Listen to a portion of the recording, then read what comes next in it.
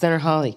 Thank you, Madam Chair. Mr. Berthold, if I could just come back to you. You told me in our last exchange that a safe ticket, a digital ticket with Ticketmaster, could be sold elsewhere on StubHub, for example, right? Am I remembering correctly? Yes, Senator. But what you didn't say, but which is, I think, deeply relevant here, is that in order to get that digital ticket, the person who buys it has to come inside the Ticketmaster ecosystem, correct? They've got to get the Ticketmaster app because it's a digital Ticketmaster ticket, yes? Yes, that is the same standard if I buy a ticket on from a venue that SeatGeek is the primary ticketing provider for.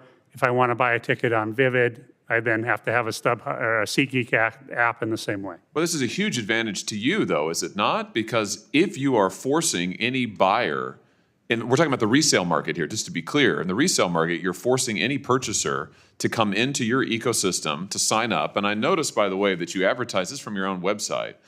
You advertise that one of the advantages of the Safe Ticket digital ticket is that it will allow event owners to communicate directly with event attendees, including those who buy their ticket through resale, and allow them to engage with the attendees after an event is over. In other words, you're talking here about data. You're selling effectively the data of all of these people who have not bought direct from you. They want to buy on the resale market, but they've got to come into your ecosystem, give you their data in order to get this ticket. That's tremendous advantage to you, no?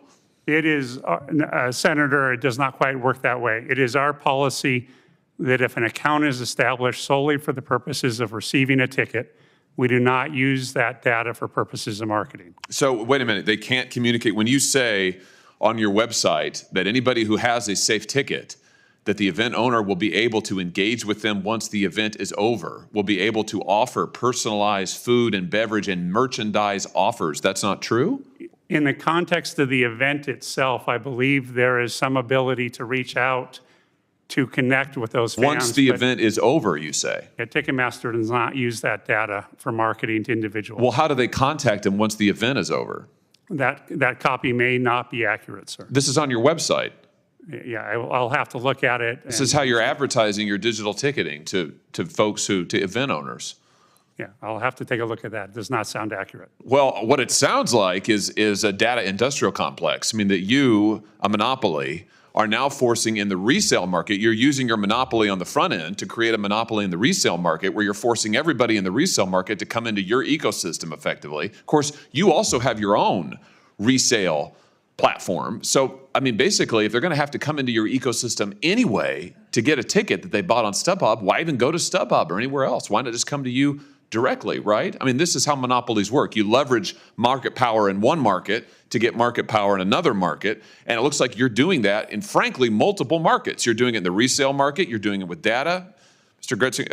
Grotzinger, you're nodding your head. Am I right about this? Yeah, very much agree. Just explain to everybody why that's significant, because you commented on this just a second ago. You said that if you had a player who could force everybody onto one platform and all consumers to put their data into one person's platform, we'd have a big problem. Isn't that what Ticketmaster's doing effectively? Exactly, and it stifles competition completely. We were giving the StubHub example earlier. Mr. Berthold gave the example of the StubHub seller having to then transfer on Ticketmaster. The reality is that recipient needs to create a Ticketmaster account, download the app, sign in. Basically, they're forced to sign up to Ticketmaster just to receive the ticket that they bought on StubHub. Yeah, it's when you think about it, it's really something. You're forcing everybody who just wants to get this ticket on the resale market, who hasn't bought from you, Mr. Berthold, to begin with, you're forcing them to become your customer in order to take possession of this ticket. I mean, that's really something. I mean, hats off to you, I guess, for being innovative and using your monopoly. But I have to tell you, from a competition standpoint, this really, really worries me, because this looks like a way to, again, further leverage your market power in one market to expand it into other markets. And I just don't see how consumers win out of this exchange. Thank you, Madam Chair.